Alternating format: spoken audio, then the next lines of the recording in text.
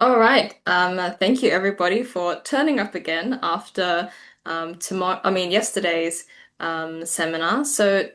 Today, Heterodox Academy East Asia is very pleased to be hosting the webinar, Religious Freedom, Dissolution of Unification Church in Japan and Prosecution in South Korea. Our speakers today will be Holly Folk from Western Washington University and Son Yuna, a reporter at Segye Ilbo, sorry about my pronunciation, which operates through Korea and Japan. So I see, Holly, you have your document up. Please take it away. Great, thank you. Thank you. So this is a combination of sort of text and kind of liner notes. There are some places where I'd like to read so I can be efficient, and some places where I really need to just sort of explain some things I've jotted down as a way to kind of connect what I want to sort of say. I want to point out some things that are similar and also some things that are different between Korea and Japan in terms of how these cases have gone down. So let me read a little bit about Japan and then I can talk, and then let me talk a little bit and I can read about Korea. On July 8th, 2022, the former Prime Minister of Japan, Shinzo Abe, was assassinated at a public event in Nara. The assailant, Tetsuya Yamaguchi, was the adult son of a member of the Family Federation. His somewhat roundabout justification for the killing was that his life had been destroyed by his mother's participation. Yamaguchi said he had wanted to shoot Hakja, but that her security precautions made him unable to reach her. He chose the prime minister because of Abe's contact with unificationist political organizations, including the International Federation for Victory Over Communism, IVFOC, and the Universal Peace Federation, UPF. Across Japanese society, the Unification Church was immediately blamed for the assassination. Lawyers and politicians in Japan took the opportunity to invigorate their long-standing campaign against the Family Federation, up to demanding the abolishment of the religion. This endeavor proceeded through the courts with alacrity. The legal status of the Family Federation as a tax-exempt religious organization was abolished on March 4th, 2026, when the Tokyo High Court upheld the lower court decision. The liquidation of church assets and property has been ordered.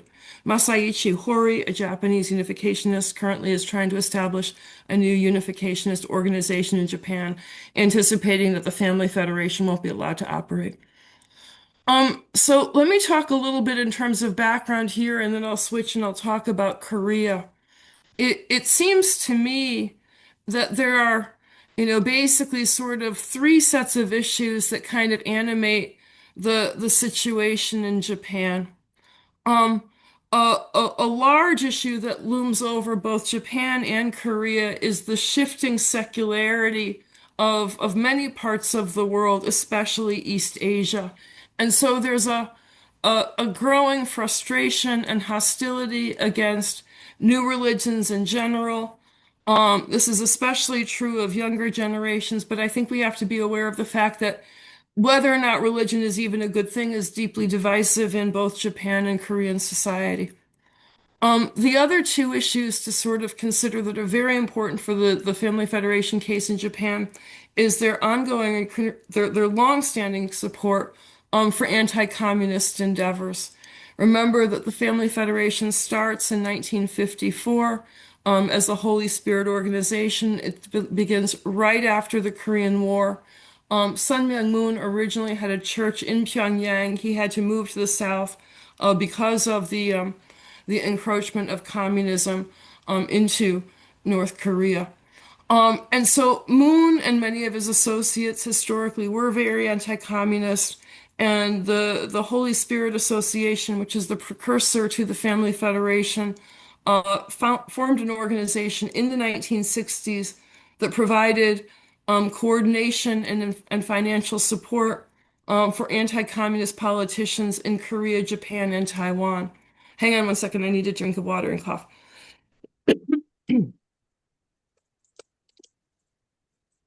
Thank you. And so there's been an antagonism with the Japanese Communist Party in Japan for many decades.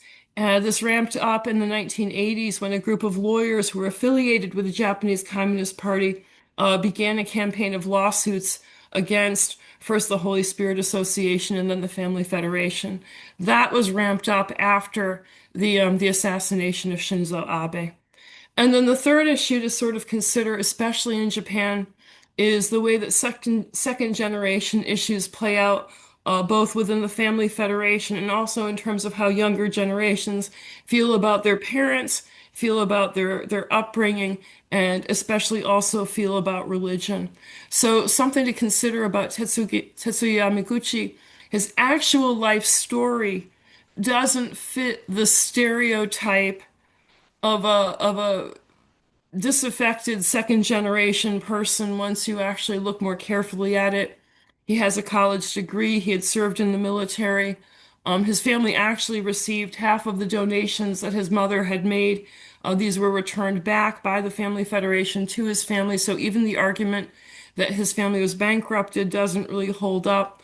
But one thing that does hold up is the ability to portray his story as a young person who was ignored and abused indirectly by his mother, who basically devoted all of her attention to the Family Federation instead of really being an attentive parent. And so there's a sort of generational trauma narrative that's been invoked in the Japanese situation, and that's also very broad in Japanese society. I want there to be room for discussion, so I'm going to switch and talk a little bit about Korea and then compare these cases. A few things that are different in Korea than in Japan. Korea has a much more recent history of political dictatorship, and political issues, in my opinion, are much more sort of sensitive and hot in Korea than Japan. Korea also has a history of arresting presidents and a history of religions supporting different political parties. And so the political dynamics in Korea are quite different than Japan. Something that is true in many East Asian countries, but definitely in Korea, is that there's a culture of gift giving that often slips into corruption, and there's a history of retaliation against religions of one's political opponents. In addition, we need to consider the continuing presence of shamans in Korean culture, especially in unificationism and also in broader political life. So all of this is to say that when you think about the oddities of the situation for the Family Federation and the Unification Church, same organization, in Korea, what's interesting is all of the complicated, textured components of it really sort of fit very interestingly and very well with larger issues that go on in Korean society. I'll just list here the presidents who've been arrested historically. These include Lee Myung-bak, Chung Do-hwan, Roh Tae-woo, arrested in the 1990s. Bak was arrested in 2018, and also Park Geun-hye, who was arrested in 2017. While these individuals were detained throughout their court cases, except in the case of Yoon Suk-yeol, the president who was arrested last year, all the former presidents were eventually granted pardons and released from prison. Okay, Yoon Suk-yeol was the president in 2023 and 2024. In December of 2024, he declared martial law in Korea over allegedly concerns that the rival political party was going to do an end run and create problems in terms of judges for Korean courts. As a result, that martial law attempt went down very, very badly. It ended very quickly. In April of 2025, Yoon Suk-yeol was impeached, deposed, and very quickly arrested. President Lee Jae-myung won in a snap election in June 2025. At the center of this scandal is a shaman named Jung Sung-bae, also known as Gyeonjin, who is the Secretary General of a small Buddhist group, the Ilbo Jogye Order. Now, this is different from the Jogye Order, and it's also different from the Family Federation. From the United States, this has not been the easiest thing to figure out, and if it's confusing to people, even in East Asia, I would completely not be surprised. If I muff pieces of the story, I hope that you will be able to correct me. I'm really doing my best over here.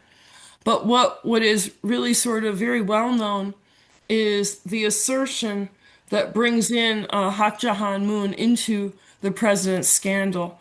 Namely, there's an assertion that the former First Lady Kim Kyun-hee was accused of accepting an $80 million in won worth of bribes, including designer handbags and a diamond necklace. These allegedly were given to her by a Family Federation representative, um, allegedly at the order of Hak Ja Moon, the widow of Sun Myung Moon and the current leader of the Family Federation. Hak Ja Moon was arrested on the 23rd of September. This is a print typo, sorry about that. It's 23rd September 2025 in connection with the indictment of Young Suk Woo and his wife Kim Kyun Hee on these corruption charges. Ostensibly, the formal explanation is that these were bribes made to facilitate a timber deal contract in Cambodia that was being negotiated by who was the figure who was at the time the Secretary General of the Family Federation's international headquarters, Young Young Ho. And so there was, in theory, a hope that the Family Federation would receive favorable treatment from the Korean government and possibly some help negotiating with the Cambodian government in order to basically set up a timber business in Cambodia. And this is supposed to be the root of the bribe. In January 2026, I should probably say a couple more things. Hak Ja has been detained ever since. She was let out for very short periods of time in late October and November, and then also in February, both for health reasons, but she was ordered back into detention quite quickly once those issues were taken care of. There are some things we should talk about, and then I'm sorry, I have this is actually misplaced, and so I need to skirt back up to that. So let me say a few more things about Hak Ja and then I can really sort of close out and do this comparison. How things look right now for her. It's in dispute whether Hak Ja ordered the purchase and the delivery of the gifts. They went through Young Hyung Ho, the Secretary General, Family Federation International Headquarters.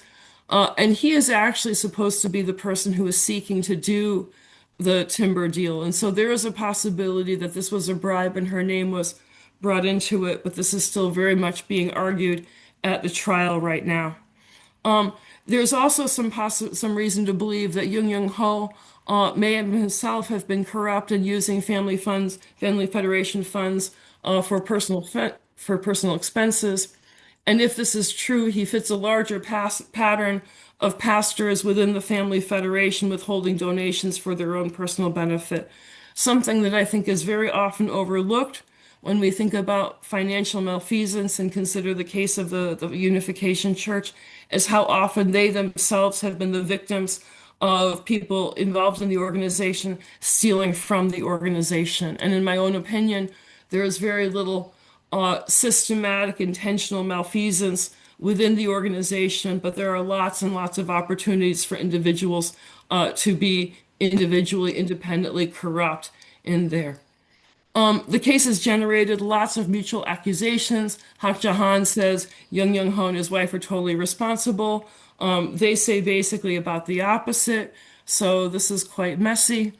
And then the other thing to realize is that along with the bribery issue, one of the ways that this is being able to move forward is allegations that the Family Federation violated protocols and regulations regarding separation of church and state. And so the accusation is that Hak Ja may have given an order or directed pastors within the Family Federation to order block support, group support for the People Power Party. And this would be an inappropriate or illegitimate interference of kind of giving an order for voting from the pulpit. It would violate church and state. On the other hand, something to also note is Hak Ja is also being accused of providing financial support toward both the People Power Party and the Democratic Party. And so, in other words, there is a possibility that there was a lot of support thrown around, but it had the ultimate consequence of canceling each other out in both directions. I do have a long side note about Young Young Ho and other accusations of bribery, but interestingly enough, this case was dismissed on Monday of this week, and so it's actually less important than it was a few days ago. In December of 2025, the Family Federation issued a public apology and they promised to remain politically neutral. But that did not change the fact Then on January 12, 2026, the president of South Korea hosted a luncheon meeting with the leaders of the established religions, in which he proclaimed his support for the regulation and abolition of pseudo-religions that cause social harm. This was specifically directed, and I think they were even mentioned by name, the Family Federation and also Shincheonji. On April 27th, so really a couple days ago, Yoon Young-ho lost his appeal and was issued an 18-month sentence, which is heavier than the original sentence. I'll just mostly try to stop with the discussion of Korea and move on to the comparison. Last observation point about Korea is right now the president's proposal, which he spoke to some pastors about in January, is to create legislation that would allow an amendment to the Civil Act, which would let the government revoke permits and seize the assets of religious organizations judged to have interfered in politics and harming the public interest in violation of election laws. So there's some similar stuff and there's some different stuff in terms of thinking about these cases. And I thought I'd run through some observations here. One is that oddly enough, in both Korea and Japan, there are government agencies with remarkably similar titles. So the syntax might be a little bit different, but they're both basically called the Ministry of Education, Culture, Sports, Science, and Technology. In Japanese, this is called MEXT. But the combination of education, culture, and sports as being the unifying body that's driving these investigations, I find completely fascinating because I would not think of that being the engine, yet it is in both of these countries. There are different foci for the accusations. In Japan, it's fundraising versus bribery and political interference in Korea. But there's a common attentiveness to specific cultural issues, as in the attacks on the Unification Church fit very, very neatly into broader frustrations and irritations in each of these separate societies, respectively. And then, too, there is sort of a common hostility to new religions, which I think bubbles up in both Japanese and Korean culture. We definitely see an enormous amount of coordination in anti-cult messaging in terms of what's said on social media and what's said by journalists in both countries. There are similarities in the pathways to regulation and arguments for doing so, especially in terms of arguments about the impact on young people or the understanding of what is social harm. My concern is that in both countries, the campaign against the Family Federation has been expanded to, as I mentioned earlier, other religions, including the Jehovah's Witnesses, Shincheonji, and in Japan also against Soka Gakkai. And then lastly, it's also important to realize that the anti-cult movement that we're seeing in Japan and Korea are not simply specific to East Asia.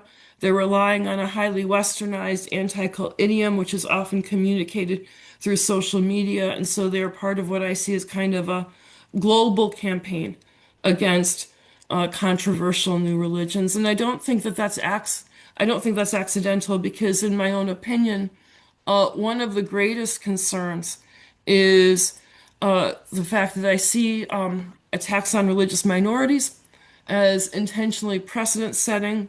It's very, very easy to start a campaign of religious hostility against a group like the Unification Church. They're extremely unpopular. You know, the general attitude, I think, in many, many countries is whatever they get, they deserve. What's the problem? But what I can say that is concerning to me is that every single time I look at anti-cult campaigns against groups like the Family Federation, they're always being conducted with the intent of being expanded to more mainstream groups later on. And so everybody needs to be aware of the intended pathway to start with a group that's unpopular, like the Family Federation, for that matter, like the Jehovah's Witnesses, like Shincheonji. But the goal is to create a new floor, to change constitutions in these countries, because that's what we're actually talking about. I do not worry very much about the future of religious freedom in the United States, but I worry a great deal that we could see the laws change in many, many other societies very, very quickly. And I think we may be watching the first steps toward that. So I will stop and let other people talk. And thank you guys for listening to me as long as you did. All right, thank you, Holly, for your Joseph, I see you've got your hand up. Oh, yes. For Holly and for everyone else, we have a Google Doc in our registration page Hmm. where you can. Oh, Holly, can you let me put that? Let me put this in the Zoom chat. Okay. The link. Can you go ahead and copy and paste your presentation there? Uh, Gladly, except the version I have right here is in a PDF. Is that going to work? oh, you can also copy and paste a PDF document. That should work fine. Okay. Mm-mm. Right. If you have a problem, just email it to me, and then I can convert it and then I can copy and paste. Let's see Uh, if I can do it. just be Okay, sure. So let me know. Okay, Francis, go ahead. I think Yuna's here, our second speaker. Yeah, awesome. All right, then. Thank you so much, Holly, for your thought-provoking points. I'm really looking forward to the Q&A at the end. Um, Excellent. before that, though, let us welcome our other fantastic speaker, Yunason. Yunason, are you ready? Yes, I'm ready. Awesome. Yeah. Do you have a presentation that you want to share? Okay, good. Yeah, thank you. Okay. And yeah, yeah, just I share the presentation when I need. Yes, yes. All right. And Sounds good. yeah. Yeah, hello everyone. I'm Yuna Son, who is studying with Professor Joseph. Yeah, I'm in Hanyang University now. And actually, I was asked by the professor to share my personal life as a Unification church, so I prepared it. But however, when I was young, Unification church was not very famous, so I didn't have much experience of discrimination. So I don't know if it's right to share it, but anyway, I will share it with you. So actually, I have also the Word doc, but because I'm not really fluent in my English, so it's both of Korean and English. So I will briefly introduce myself. I graduated from Someone Years University in bachelor degree in theology. Is Unification Church theology, and I completed my master degree in Peace Angel Studies at Sonat UP Great University. It's also Unification Church uh, the, the one. And now since March 2026, I'm studying political science and international studies in master degree at Hanyang University. And for my work experience, I am work as an intern reporter at the Segye in the digital news office. And it's actually, I don't report to my Segye, so please let us know that I'm doing a speech as a Hanyang University, not a Segye. And today, at the request of Professor Yi, I would like to share my personal life as a member of FFWPU and speak about the religious persecution that FFW has experienced. Before we begin detail, I'd like to introduce FFWPU. FFWPU stands for Family Federation for World Peace and Unification. Members are usually called Family Federation, and it is commonly known as the Unification Church. But actually, it's not the official name. It is a name used by media and the public. So we usually call it Family Federation here. So FFWPU founded by Reverend Dr. Sung Myung-moon and Reverend Dr. HxEast. It was first established on May 1st, 1954. And as you can see from its name, Family Federation values family and world peace. It teaches that God is our parent and we can feel God's love by sharing love in our family. The mission of Family Federation is to create family peace and world peace through God's love. In one sentence, we can say it's just one family under God. And one famous event of Family Federation is marriage blessing. It is wedding ceremony where couples promise to build a loving family centered on God and contributes to society. This marriage blessing is the most important event in Family Federation. So I wanted to invite my friends to hear the Family Federation friends here in June, but they are all there today as participants, visitors, or staff, so they could not join. Yeah, this the most important event. My blessing is holding in today, this now. Huh. By the way, Family Federation is working in many areas such as religions, economy, culture, NGOs, arts, sports, and business to build God's ideal world. And I am a second generation of Family Federation, and I'm trying to living according to its mission.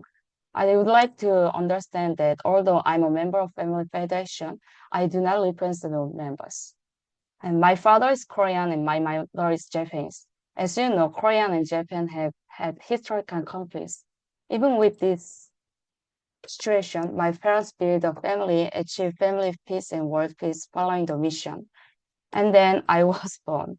Because of my background, I cannot hate Korean or Japan. I love both of them.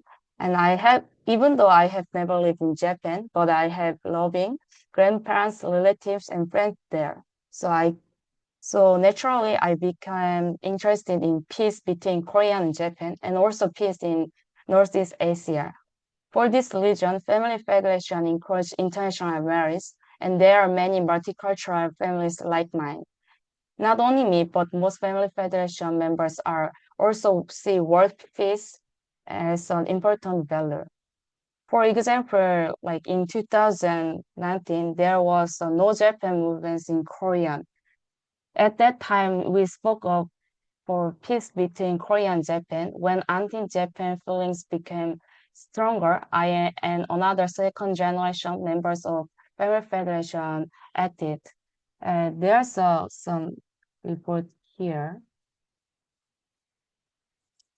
Yeah, actually, yeah, it's the event that I did. Yeah, you can find me here if you can. So on August 1st, 2019, I have held a launch event of a Korean-Japan peace NGO called Korean-Japan Nationals. About 300 second generation members joined this event at the National Assembly Library in Seoul. Some Korean politicians also attend or send a message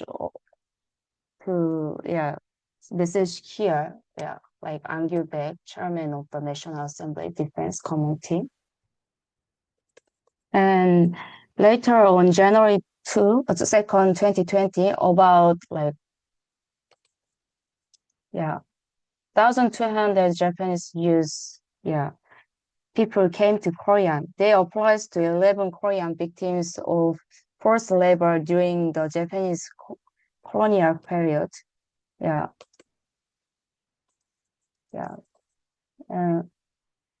You can search in here, and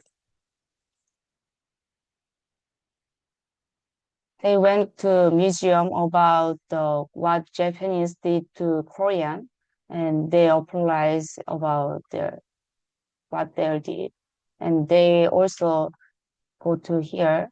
I don't know how to call in English, and also they met the Wianbu. I like this many people, and also I want to share something, and it's only about the second generation cases. For example, a Japanese woman living in Cheonan has been volunteering by cleaning the memorial of famous Korean independence activist Yu Gan-sun to show her apology. You can also find here.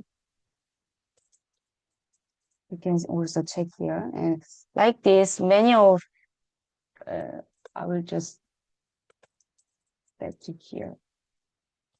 And like this, many people support the Family Federation needs and work for peace. And however, FFWPU is going through a difficult time these days. Today, I would like to briefly explain some religious persecutions that Family Federation has faced in the past and talk about what is happening in Korea now. due to time limits, I would like to share what is happening in Japan another time if I have a good chance, because it's really long. It's really, yeah, have many things. And Family Federation was founded in 1954, and just 1 year later, in 1955, it faced its first religious persecution.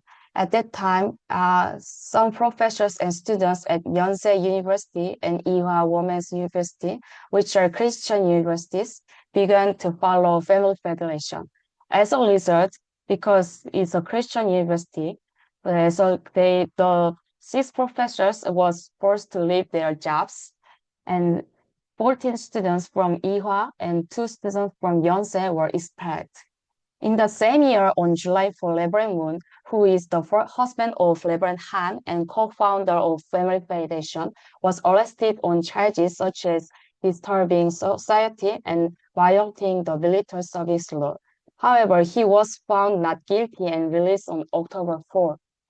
For your information, Reverend Moon could not serve in the military because he had been imprisoned in North Korean prison in Hungnam because he did missionary in North Korea.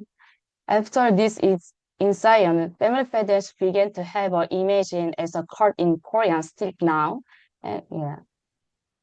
And Family Federation was also faced persecution in the United States.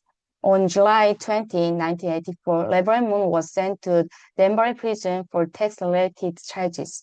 In the U.S. church, money is usually managed in accounts under a pastor's name. He was accused of not paying tax on the interest from that money. And also in the U.S., yeah, the amount was very small, about like 700,000 to 800,000 Korean won. Even though he needn't to pay tax, he was still sent to prison. He stayed in prison for 13 months and was later released as a model prisoner. Family Federation is still going through the difficulties days. Yeah, as Dr. Holyfolk said on March 4th, 2026, the Tokyo High Court in Japan ordered the dissolution of the Family Federation. Also on September 23, the Seoul Central District Prosecutor's Office arrested the founder of Family Federation, Reverend HxEast Moon. As I mentioned before, I will talk about Japan case another time. Actually, my Japanese friends will come here today, but because of the event in Family Federation now, so he can do it better next time. So in 2025, Reverend Han was accused of 2 things. Yeah, and as Dr. Holyfolk said, I will just pass it. Yeah, this was done independently by former director Yoon, who had major decision-making power in Family Federation. And at one time, too much power was concentrated in place called World Headquarters. Yeah, and the system of check and audits, it did not work properly. At that time, former director Yoon committed this act together with his wife, who was the head of finance department. However, to reduce his punishment, he falsely claimed that he was acting under the instructions of Reverend Han. Reverend Han is a religious leader who gives spiritual direction and vision. She is a symbolic leader. The Family Federation organizes with about 300 related groups. This issue happened because too much power was concentrated in the organizations. And there was a lack of internal check and audio systems. Family Federation deeply reflects on this problem and is now focusing on changing its structure so that something like this will not happen again. The court ordered her detention because of the concern about destroying evidence. Reverend Han is 83 years old, and her head is not weak, very weak. Her head is very weak because she gave birth to 40 children. Also, she had heart surgery a few weeks before her arrest. Even though her address is clear and she is the global religious leader, she was detained because of concern that she might run away.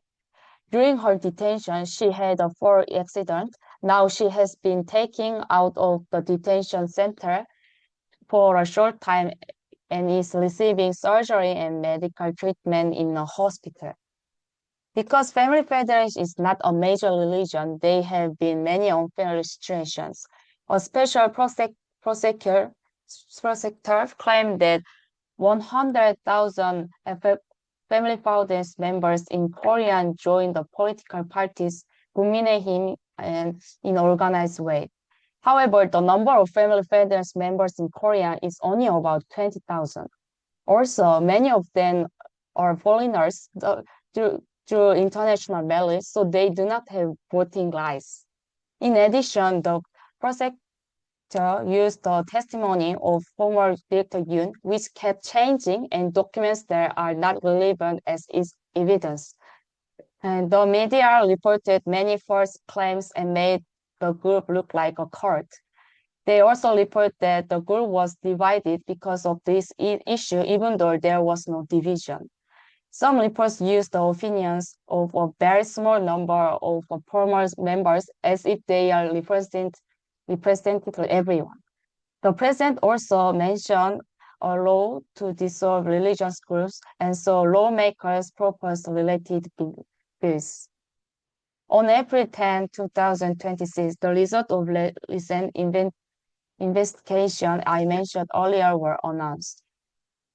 One of the two charges against Reverend Han was cleared because the statute of limitations had expired or there was not enough evidence. Another politician who was being investigated for the same case was also cleared of charge. Also, the testimony of former Director Yoon has been changing and more parts of being shown to be not true. Family Federation have never tried to connect religions and politics. Because of their situation, many of its volunteer work and achievements have been misunderstood, and its founders, values, and members have been harmed. Family Federation members, including our parents, have done not wrong. We are complete and honest. And one of our slogans is living for the sake of others. Even though we have faced persecution many times, we continue to stay together and practice love. We believe the truth will also relieved. Yeah, I also follow the vision of FFWPU and work for family peace and world peace with God's love. Thank you. Yeah. All right, thank you so much, Yuna-san, for your wonderful presentation. Now we're going to open up to Q&A. So I'm going to encourage people to turn on their cameras so that we can make this more interactive. I'm just going to go in gallery mode briefly just to see more clearly. Okay, so as usual, we do prioritize student questions. So do the students have any questions?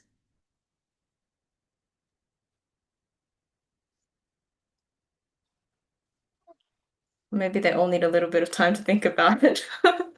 Okay. Yeah. All right, awesome. Okay.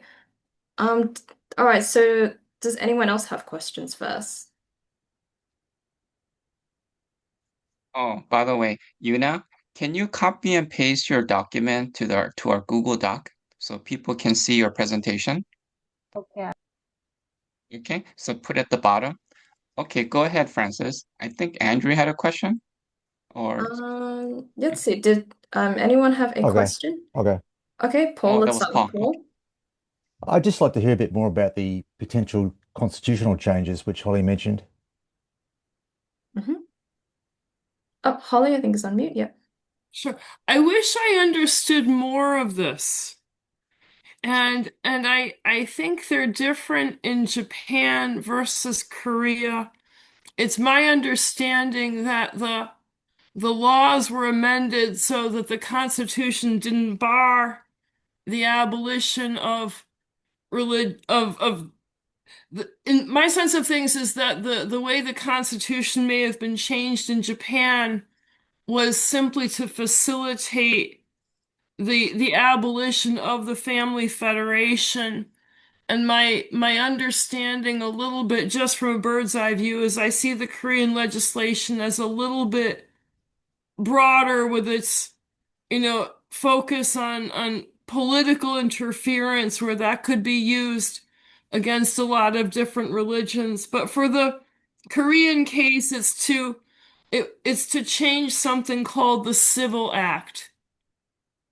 And I don't entirely understand the the specific paperwork for the Japanese case, but what I will say, Paul, I don't know if you know Massimo Introvigne, but we wrote a response for the Jehovah's Witnesses where we saw some of the proposals going forward from the lawyers who were sort of pushing for changes in the Constitution.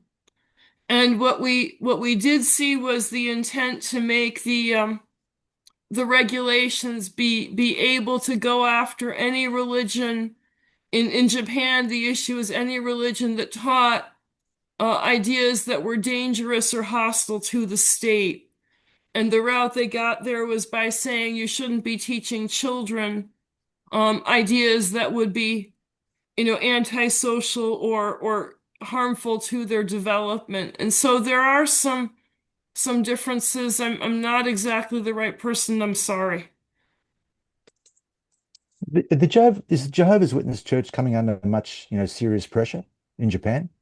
They, My feeling in general, yeah. actually, this is more of a Korean issue than a Japanese issue. That's my overall In feeling. Japan, there's been a lawyers group that's basically been offering their services for lawsuits against the Unification Church, the Family Federation, since the late 1980s. And in 2022, that lawyers group expanded their invitation and they really have been reaching out and encouraging disaffected former Jehovah's Witnesses to file complaints and to file lawsuits and to, create a similar type of voice. And so there have been some young apostates from both the Family Federation and also from the Watchtower Association who've gotten a lot of help from journalists in terms of spreading, negative information about each of these religions. So yeah, they're very much a target. The JWs are very much a target. And in Korea, it's Shincheonji, which is conjoined. As in that's the other, that they're marching sort of simultaneously in terms of goals of shutting down both of these organizations.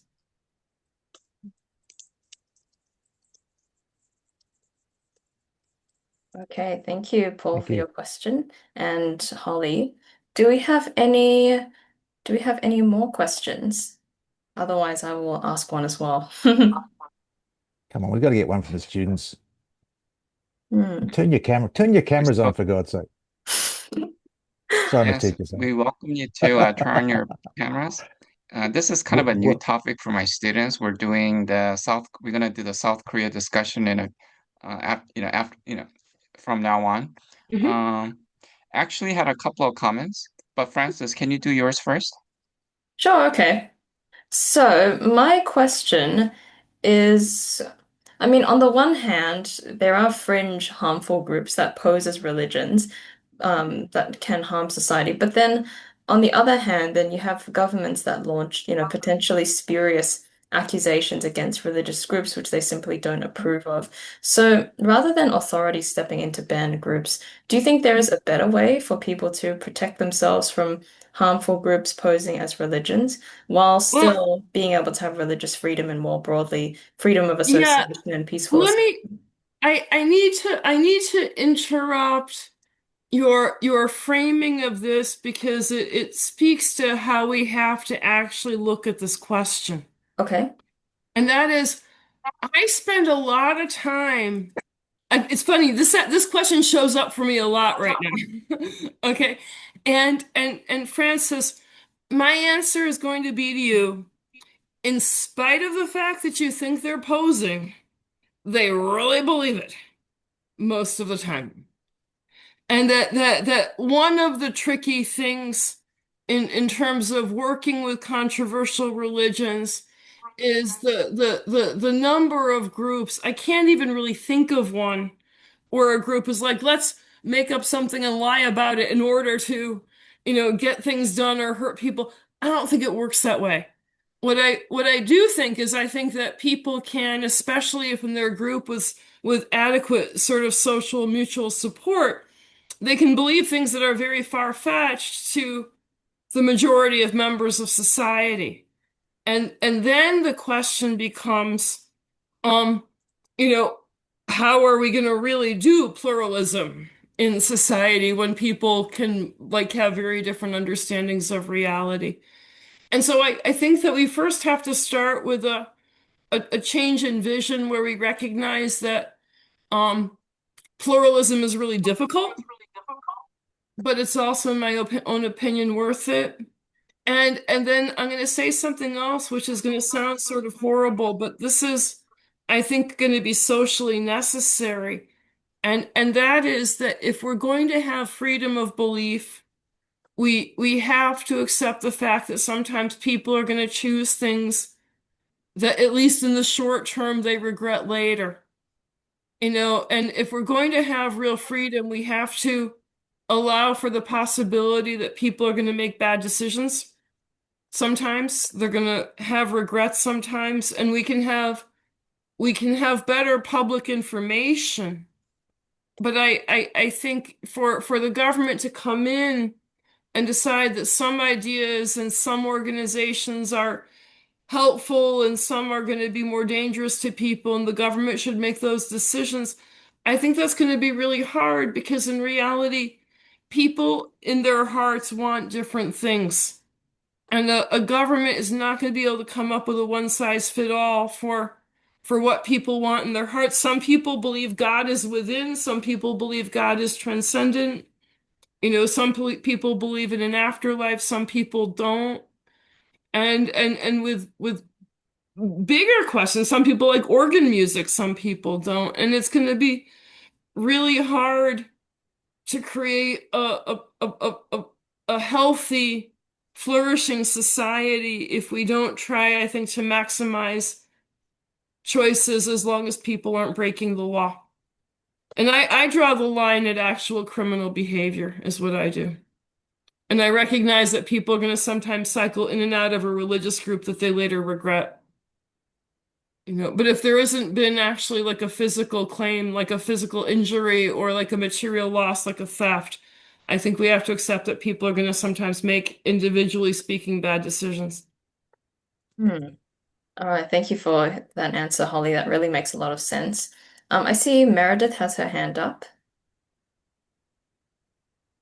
Yeah, just in the spirit of discussion, I'd like to push back a little bit on what Holly is arguing, um, and ask because in Japan, I understand the Unification Church, it is a religion, but it's always been very steeped in the language and ideology of anti-communism very Yeah, strongly. And because of that, it functions in a very political way and definitely works hard to support a particular political party. And when you have a religious group that gets so involved in a very productive way in politics, can you apply the same framing of religious freedom that in America, we would call separation of church and state? And, at what point does it become fair game to treat it as a political organization? sure. Let me respond to that.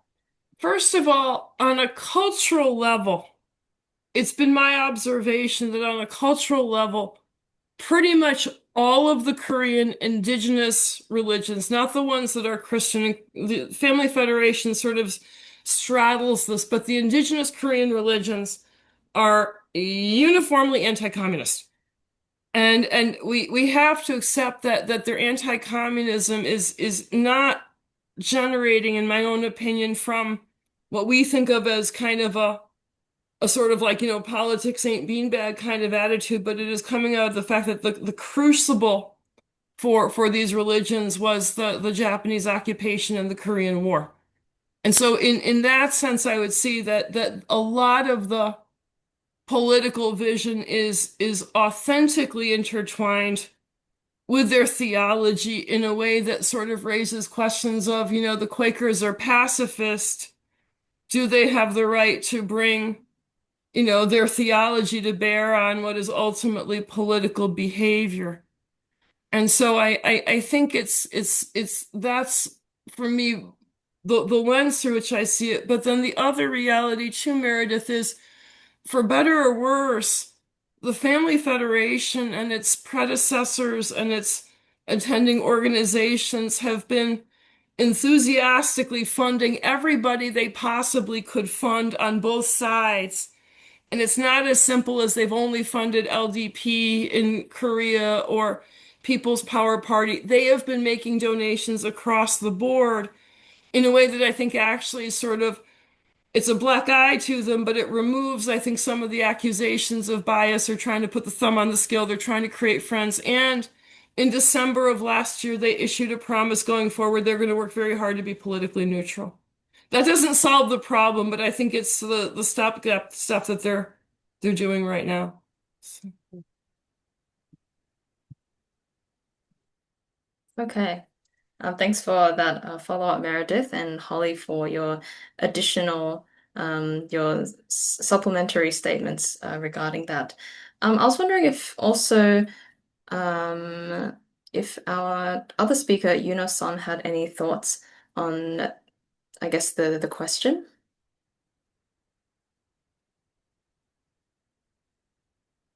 유나, 어떤 대답 있어? 그거, what Meredith said?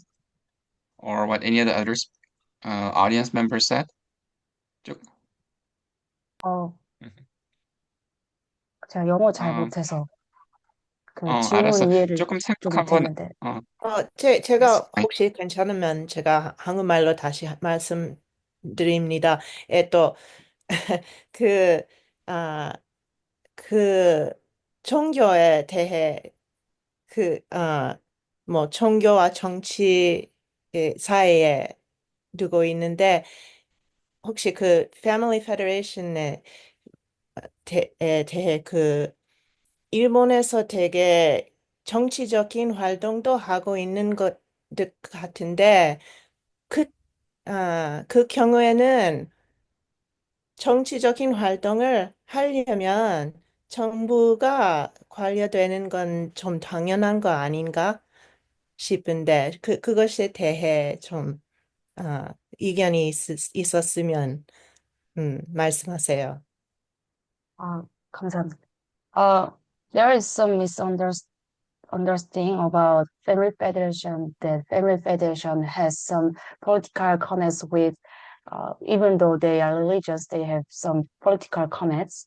But in my opinions, I won't say that Family Federation, their belief is something different because Family Federation, for us, we are important, not most of religions, they have important the after living, after we died.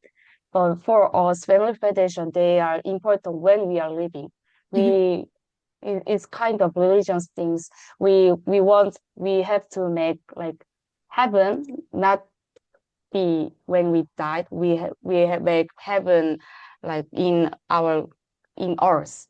So that's why we are trying to make a world peace. As you know, in heaven we don't have like war, like no like we have nothing. Yes, that's right. So that's why we also have many events like think tank or the forum, and through this event, some politicians and also like the other religions and the researchers, NGOs activities are participate through this event. And though through this situation, people misunderstood that Family Federation, they has some like political connects. So I won't say that so many medias, they make long efforts and share to others.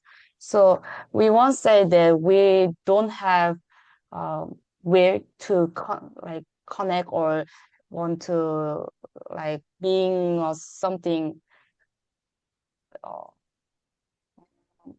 in political ones. We just want to make world peace. Yeah. Okay, thank you. Right. Yuna, you can also, if you have other thoughts, you can share them on our Google Doc. I went ahead and copied and pasted both Holly and Yuna's documents in our Google Doc on the registration page, so take a look. And then I had a couple of comments, Francis. Of course. Okay, sure. I wanted to build on what Meredith said.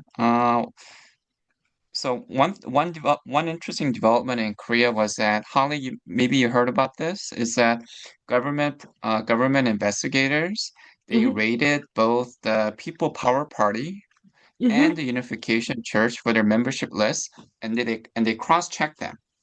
And so so religious organizations been involved with politics in Korea for a long time, but I think this is the first time that government investigators have actually checked you know, for the religious affiliations of party members, like, not just the leaders, but all members, right?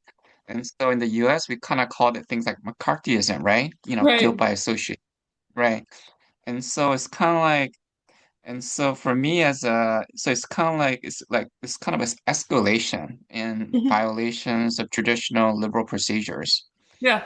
And Yeah, the very second much so. thing is, that's the Korea case. In the Japan case, I was I was thinking about this really interesting contrast. Yesterday we're talking about North Korea and how in a way like you have some groups that are kind of coded, you have like semi-religious groups that are coded right versus religious groups that are coded left. And in a way you can call like the Chongyong, how do you pronounce it? The pro North Korea group in Japan, they're called Chongyong? Choson Soren or General Residence Association. Right, hold on, right. And uh, so in a way, that's almost, because they believe in Kim Il Sung. It's like, in a way, it's almost like a faith-based group. Um, but then I It's think like the, It's like Juche in Japan. right, right, Wow. right, right. It's a It's pro-North it's Korea the group, and Koreans, yeah, the Koreans who are born in Japan but have affiliation to North Korea. Okay. Fascinated. right, sure. And then so it's a Juche philosophy, and but I think in Japan it's coded more on the left. And so historically, like, so civil rights groups, media, academics have strongly defended the North Korean community in Japan, which I support. Mhm. At the same time, it seems like there's a double standard when it comes to Unification Church. Mhm. And so I thought that was interesting too. Yeah. Okay. Okay, those are my two comments. All Thank right. you. Thank you for your comments, Joseph. Did either of the speakers want to respond to that? I was gonna come and say, Joseph, I thought that what you just said was really, really fascinating. And I think that one really interesting, useful data point to think about with Korea and religion is to recognize that the historic, epicenter for Korean Christianity starts off as Pyongyang. And I am completely fascinated by the arrival of Christianity in Korea because it defies so many expectations. The first converts are actually Koreans who go to China and convert to Christianity and come back to Korea.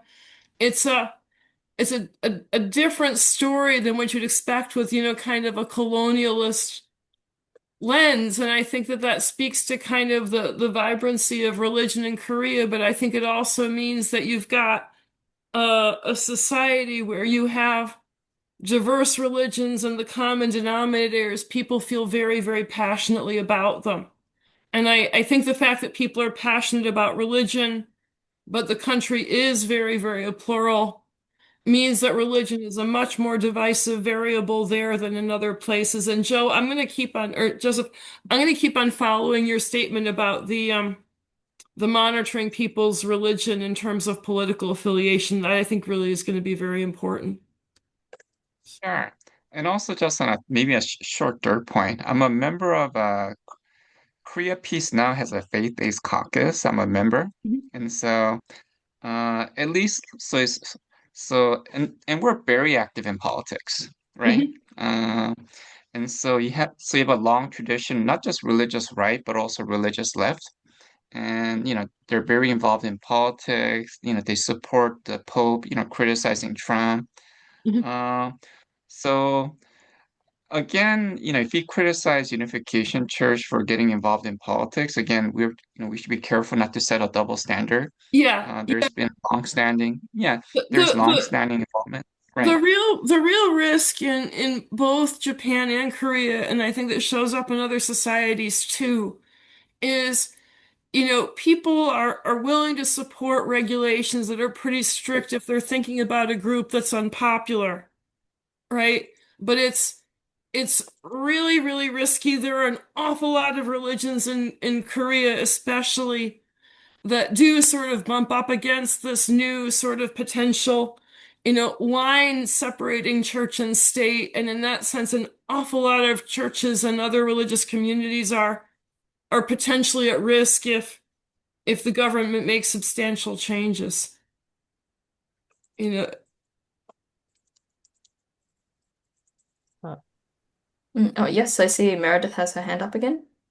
Yeah, I think it's really interesting, and you could get into this question much more deeply than I have, but my understanding is that part of the problematic nature of the Unification Church's fundraising in Japan was that they were selling like trinkets that mm, were supposed to absolve Japanese people of angry spirits related to yeah, can I explain? I can totally explain war this. guilt. And it's interesting I that I in can explain. effectively they were monetizing Japanese war Wait, guilt, wait, but let then me, you're mixing up two different things. okay, Okay. okay.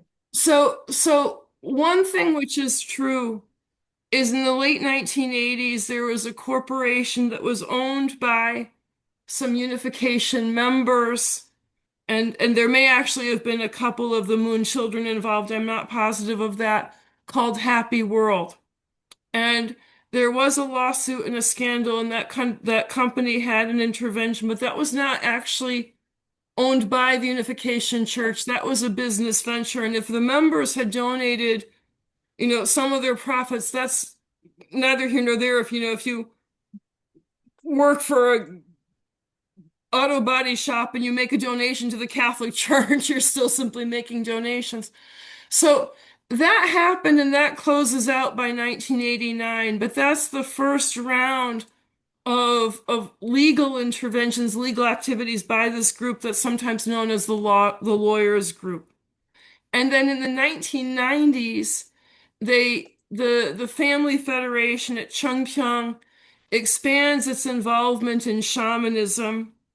And at that point, there are some Japanese families who it's alleged, suggested that they pay indemnity because of relatives who had, war histories. Something I'm aware of is that there are some cases where it looks like people may have been pressured by, some overzealous member in terms of making a donation. But there are also, and I have this actually from church officials, there were also cases where the donation was made, and then later on, some story came up about a family's, spiritual history. And then after that, the person wanted the donation back. And so there was a jumbling of the sequence where in some cases things do look more manipulative than in other cases they may have been. Now, I'm going to say something that's going to sound a little bit sort of uh, uncharitable to the Family Federation, but I think it's real. I do believe that the Family Federation has certain structural problems that allow for individual malfeasance. But I don't believe that the Family Federation organization is trying to bilk people. I think that the structure is very porous, and I think it allows people at different levels to take money. And there have been cases of people being convicted for stealing from the Family Federation or different parts of the Unification Church. And I think it's been mostly in instances where somebody has not just the goal of raising money for the church, but they have kind of a side hustle. I think it's been in those congregations in Japan where the financial pressure for donations got very severe. But I think the piece that's forgotten in that is that when a donation is misdirected, the donor has been, they've been robbed, but the recipient organization has also been robbed. And so I have some awareness of the fact that the Unification Church in certain instances really, really has messy accounting. But I don't believe that the Unification Church has any type of coordinated plan to financially cheat people, although I also am very aware of the structure of the donations create situations where afterwards people have real second thoughts. And in fact, two more things to kind of consider. In 2009, there was a court order in Japan that forced the church to change some of the structure of how it accepted donations. A lot of donations are now returned when a family made a request. That was actually true for the family of Tetsuya Yamagami. They got half their money back. And in fact, there have been very few accusations of financial malfeasance pertaining to donations that were made after 2010. The overwhelming majority of stuff that we're hearing about today still reflects cases from the early 2000s. Thanks for And that clarification. Yeah, and when you speak to Family Federation officials, there are people who are very candid, and they said, they say there are certain things that we needed to clean up, and they feel that they did. And they say, look, there's not a slew of recent accusations coming forward. They feel that they're really doing their best to operate legitimately right now. So. All right, Thank you. Thank you so much, Meredith, for those last points, and Holly for your comprehensive answer. I see we have about less than a minute before we wrap up, so I'd just like to thank the speakers, Yunasan and Holly Folk, for your presentations about religious freedom and all the great discussion, all the great questions and comments that have come out. So I think at this point I might just stop the recording briefly. Oh, yes, Joseph? Can we see if Andrew or Sean or anyone else has any quick questions? So I see you guys on the screen. Oh, So Sean Andrew, is hi here. from Washington. I just Yes. joined, I think, at the tail end of this is the tail Okay. end of our session, is it? Mm-hmm. Sure. Andrew, did you have a quick question? Or just want to say hi? I did. Can you hear me? Yes, we can hear Yes. you. Okay, great. Sorry, let me just check my notes. I wanted to call Holly on something she said a little bit earlier. If you can give me 30 seconds, I'm just scrolling up. Holly, you mentioned early on in your presentation something to the effect that, when minority religions are attacked, this sets the pathway, was the word you used. This sets the groundwork for a wider attack on other religions. Yes. Can you just give us some examples of where and when that kind of wider attack has taken place previously? Yes. Okay.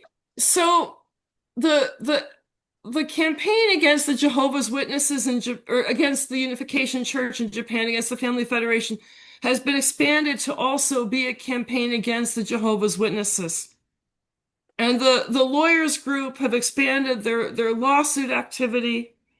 There was a series of quote unquote studies that were advanced to the Japanese government by the lawyers who are part of the lawyers group.